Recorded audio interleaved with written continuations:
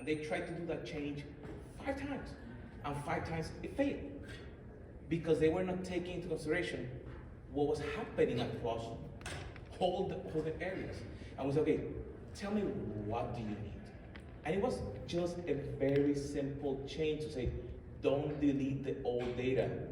Our process is needed once a year, and if you delete it, we lose our accreditation.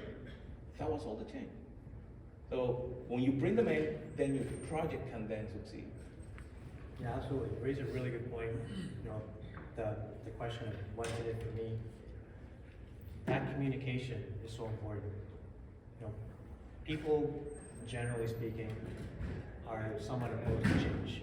You know, like they're used to doing things a certain way, they want to continue to do it a certain way. But if you communicate in a way to show the benefit, show that it's going to make their day-to-day job easier, more impactful, then there will be more openness to that change, I believe. Talking about things being easier, the data has to be easily accessible to people. It needs to be updated in an automated way. It needs to be kind of at your fingertips, and that really ties into automation. Let's take the example in the financial industry, recurring expenses. Everyone wants to track recurring expenses. They're coming from different sources. Jang, what do you think is the best way to automate something like that? I don't know, I think probably at a vendor level. I mean, there's specific expenses that happen in an organization that a lot of companies use. For example, I don't know, like an insurance company, they'll bill if there's an automated way that QuickBooks knows that it's an insurance expense and it books it directly to there. I think it would be super efficient. The other is, a Google ad. If it knows to book it to acquisition marketing spend, it would be efficient that you don't have to have an accountant actually sit there and code the expenses. I mean, I was even thinking maybe Google can just say these expenses belong to customer acquisition, and then it passes down to the company level, and it just automatically gets booked somehow. Everybody's books would be pretty consistent across the board, because the data is, it's not like you're sending a physical invoice anymore.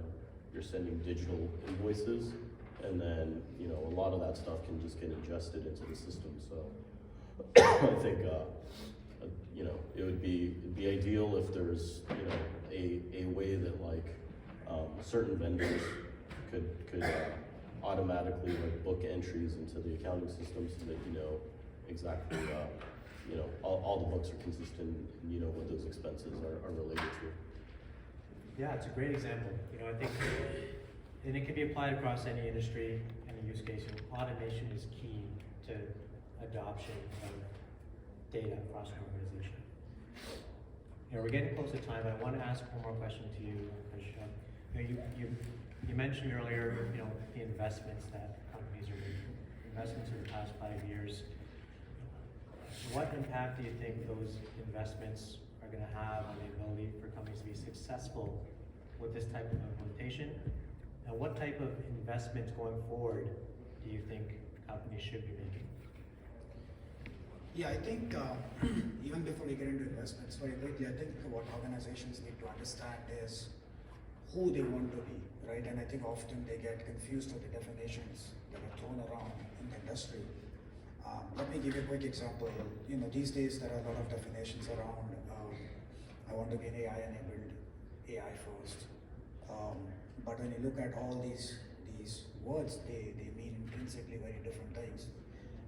An AI first organization requires completely different skill sets and capabilities for it even to succeed in terms of what it wants to be, versus most of the organizations, at least in my opinion, will become AI enabled.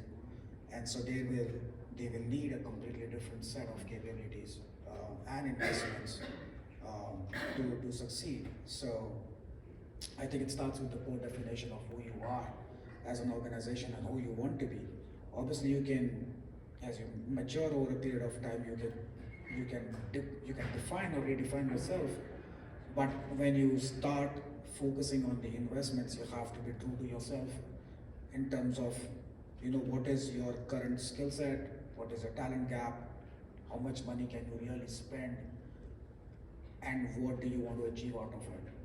If you cannot answer these 3 or 4 fundamental questions at the onset, you are just going to burn, unfortunately, a lot of money and not achieve anything. And that's one of the reasons why, you know, we go back to the first question you asked, why digital transformation journeys fail is because they don't know what they want to be. And that to me is the root cause, one of the root causes of the underlying problem statement. So, yeah, I mean, I think that's at least in my opinion, where organizations should focus on. Awesome, yeah, completely agree with you. You know, trust is key there. Those are very good questions anyone should be asking when thinking about spending a lot of money investing in any space. You know, we have a few minutes left. I want to open it up to the audience. You know, anyone has any questions for the panelists, now would be a great time to ask.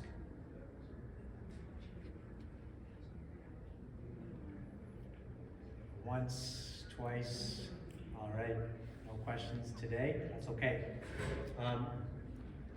Any final remarks from any of the panelists before we wrap it up?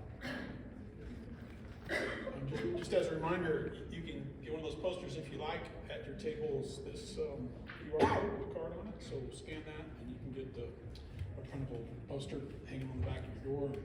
Follow those 10 rules. All right. Well, thanks so much, gentlemen, for joining me on stage today. I think it was a great discussion. Thanks to all of you for taking the time to sit down and listen to us. And thanks to the organizers for giving us a chance to be on stage here this morning and have this chat. I appreciate it. Enjoy the rest of the day.